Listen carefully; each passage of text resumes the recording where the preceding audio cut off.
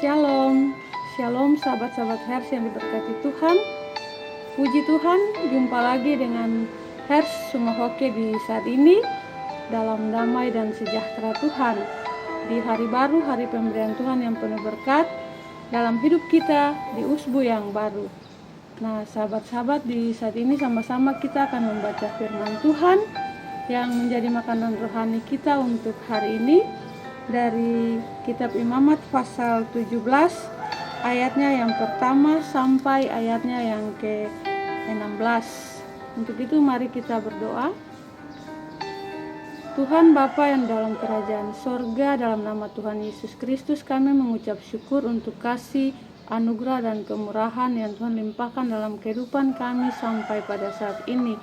Teristimewa nafas kehidupan yang Tuhan masih percayakan dalam kehidupan kami. Kami mohon urapi kami dengan kuasa Roh Kudus untuk ada dalam pembacaan firman Tuhan di saat ini sehingga kami dapat mengerti firman. Kami percaya firman dan menjadi pelaku firman dalam kehidupan kami sehari-hari untuk puji dan hormat bagi nama Tuhan. Haleluya. Amin. Ya. Imamat pasal 17 ayatnya yang pertama sampai ayatnya yang ke-16 yang berbunyi demikian. Tempat menyembelih dan mempersembahkan korban. Tuhan berfirman kepada Musa, berbicaralah kepada Harun dan kepada anak-anaknya dan kepada seluruh orang Israel dan katakan kepada mereka, inilah firman yang diperintahkan Tuhan. Setiap orang dari kaum Israel yang menyembelih lembu atau domba atau kambing di dalam perkemahan atau di luarnya, tetapi tidak membawanya ke pintu kemah pertemuan untuk dipersembahkan sebagai persembahan kepada Tuhan di depan kemah suci Tuhan, hal itu harus dihitungkan kepada orang itu sebagai hutang darah, karena ia telah menumpahkan darah, dan orang itu haruslah dilenyapkan dari tengah-tengah bangsanya. Maksudnya supaya orang Israel membawa korban sembelihan mereka yang biasa dipersembahkan mereka di padang kepada Tuhan ke pintu kemah pertemuan dengan menyerahkannya kepada imam untuk dipersembahkan kepada Tuhan sebagai korban keselamatan. Imam harus menyiramkan darahnya pada mezbah Tuhan di depan pintu kemah pertemuan dan membakar lemaknya menjadi bau yang menyenangkan bagi Tuhan.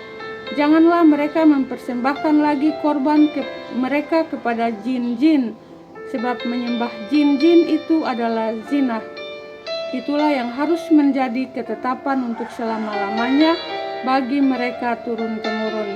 Dan haruslah kau katakan kepada mereka, setiap orang dari kaum Israel atau dari orang asing yang tinggal di tengah-tengah mereka yang mempersembahkan korban bakaran atau korban sembelihan, tetapi tidak membawanya ke pintu kemah pertemuan supaya dipersembahkan kepada Tuhan, maka orang itu haruslah dilenyapkan dari antara orang-orang sebangsanya. Larangan tentang makan darah atau bangkai.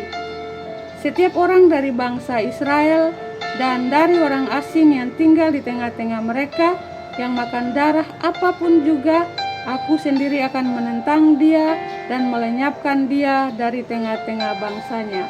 Karena nyawa makhluk ada di dalam darahnya, dan aku telah memberikan darah itu kepadamu di atas mezbah untuk mengadakan pendamaian bagi nyawamu.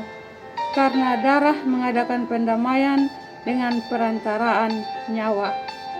Itulah sebabnya aku berfirman kepada orang Israel, seorang pun di antaramu janganlah makan darah.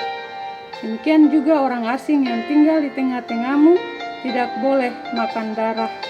Setiap orang dari orang Israel dan dari orang asing yang tinggal di tengah-tengahmu yang menangkap dalam perburuan seekor binatang atau burung yang boleh dimakan, haruslah mencurahkan darahnya lalu menimbunnya dengan tanah.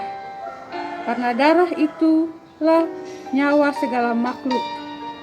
Sebab itu aku telah berfirman kepada orang Israel, darah makhluk apapun janganlah kamu makan, karena darah itulah nyawa segala makhluk.